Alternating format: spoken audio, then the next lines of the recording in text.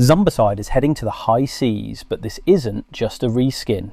Today we're looking at the all-new Zombicide project from Asmodee and Fantasy Flight Games, Dead Men Tales, just launched on Gamefound.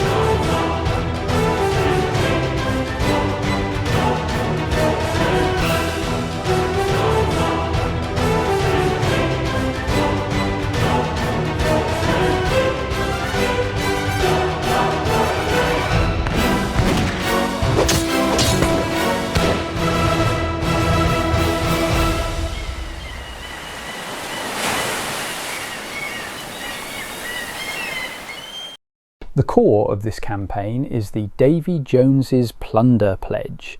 At $110 you're getting the core box plus every unlocked stretch goal.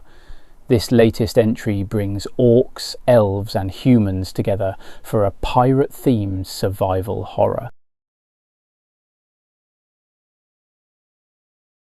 True to Zombicide tradition, we're not just talking new gameplay content.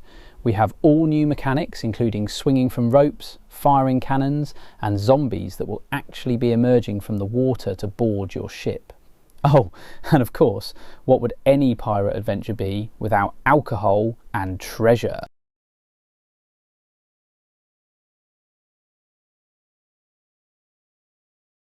But for those of us who are long-time Zombicide veterans, here is the real MVP of this campaign. The Fantasy Compatibility Pack. For just $10, this pack allows you to bring your massive collection from Black Plague and Green Horde into the Dead Men Tales era. It's a brilliant move, letting you use your existing minis with the updated rules, boat mechanics and new environmental cards without having to re-buy the world.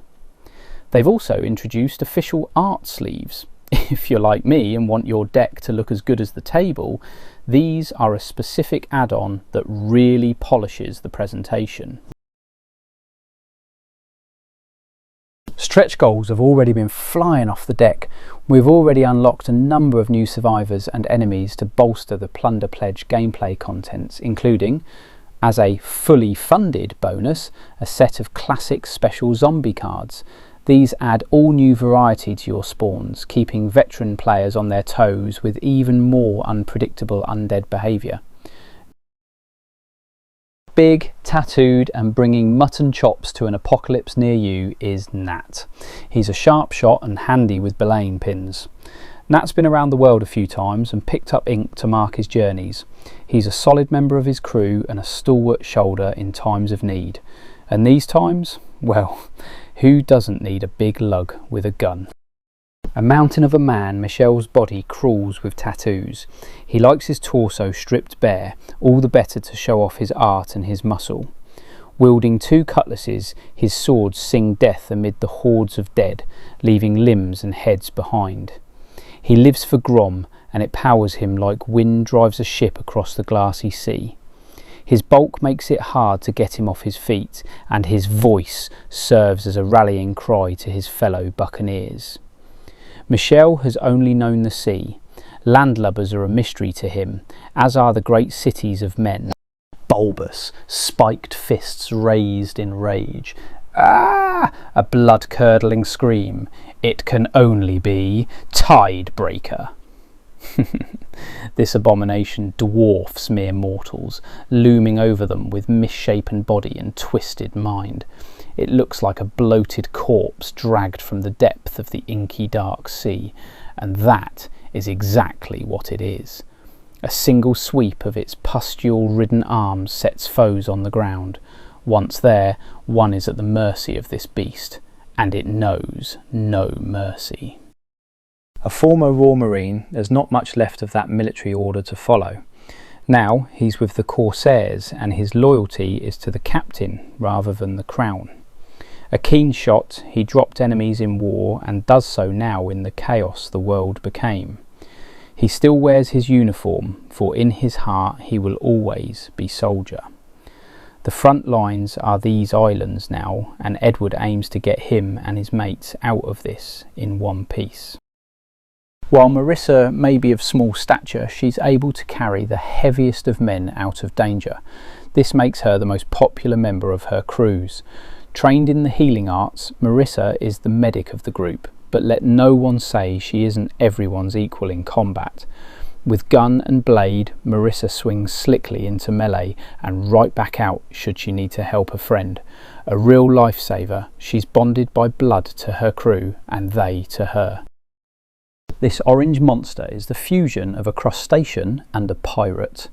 A very unlucky pirate. Huge and abominable, the creature's arms end in giant claws that can shatter bone and sever limbs with ease. Rogue bone shards poke through its flesh, and a human face is yet visible beyond a lobster-like array of antennae. Run if you can, for this horror rarely comes alone, but instead spawns other blasphemies ready to kill you. Seemingly ever drenched in blood, Bernard is a reaper with his blades, but he is also a survivor, scavenging what he and the rest of his crew need to survive. His eyes glint when the dead mass, for he knows a fight worthy of him lays ahead. He baits and taunts foes, roils them like no other, and when they make a mistake, he's got you. While his smile looks maniacal, he is actually a calculating killer, and the crew rely on his body count to make it to the next dawn.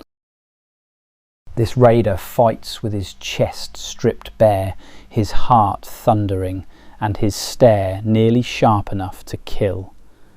Barbarous in melee, he weaves death like grom-drunk mates weave tales at the pub. It is said that facing Leaf in combat is like facing a storm. It takes you in the end unless you flee. Such accolades mean little to Leaf though, for his blood is that of the raiders of old, and his mind lives only to fight for the glory of the doing. Huge shells serve as an armoured carapace for this abomination. A giant crustacean claw causes the creature to list to one side like a sinking ship. Don't think that slows it down though. This thing has muscles enough to power all that weight and snap your head off when it reaches you. To say it is hideous is an understatement, but no mortal words give it its due other than a blood-curdling scream. Horatio has the lightning reflexes of a slayer and the speed of a wolf. He sprints into combat, blades a-whirl. He fights in the Florentine style, which he learned at the finest school the old world offered. He was the top duellist on the continent prior to the plague. Now, with less fanfare and even less accolades, he still plies his skills with verse and elan. Sadly, it is only his crew who now see the show, but that is enough in days such as these. Rosemary is the beating heart of her crew, and a bloody heart she is. Her great axe trails an arc of death that reaches out and slays with every swing. Once a quartermaster, when supplies were plentiful, she now scavenges to feed the crew and keep them in needed gear. Some of her crewmates whisper that before all this, she was the king's executioner. But that is surely folly, right? Rosemary won't tell, but the smile on her face when blood flows may speak for her. These intangible ghosts care not for walls or barriers, as they pass right through such things. Spectral, with an eldritch blue glow nothing natural can possess, they set the hairs on the back of one's neck at attention quicker than the bark of any angry captain. Do not think your shot or sword can deal them damage, for just as they pass through solid matter passes through them. You'll need magic to defeat these walkers, making them all the more dangerous. The life of a beggar is never easy, but ours manages. He's always at the heels of those with coin, begging for just one more copper. He knows everyone's secrets and uses them to his advantage, which has led him into more than one scrape. He's a survivor though, and despite his outward appearance, he's quick on his feet and even quicker with his wits. He's a bit of a coward, but his knowledge of the archipelago is second to none. Bart Roberts is a legend among pirates, known for his daring raids and his flamboyant style. He's a natural leader, and his crew would follow him into the mouth of hell itself. He's a master of naval warfare and a terror on the seas. In this new world of the dead, he's found a new calling, leading a crew of survivors to safety and, perhaps, finding a way to end the curse that has plagued the archipelago. Luke is a man of simple tastes and a shorter temper. He's a brawler through and through, and he's never met a fight he didn't like. Whether he's using his fists or a broken bottle, Luke is a whirlwind of destruction in close quarters. He's not much for strategy, but he's the first one into the fray and the last one to leave. He's a bit of a loose cannon, but his crew knows that when the chips are down, Luke will be right there beside them, swinging for the fences. For those of you out there interested in stepping up your Zombicide gaming experience even further, they are including a brand new Plaguebearer RPG. It looks cool and certainly worth a look for all you lore hounds and role players out there. But for us dedicated tabletop board gamers, our eyes are firmly on the tantalising sea of plastic goodness and tactical gameplay. It's a nice addition to the universe, but the plunder pledge is, at least for me, where the real action is at. The campaign is live now on Gamefound. If you want to turn your Black Plague collection into a pirate armada, now is the time, and this is the best way to do it. See you in the archipelago!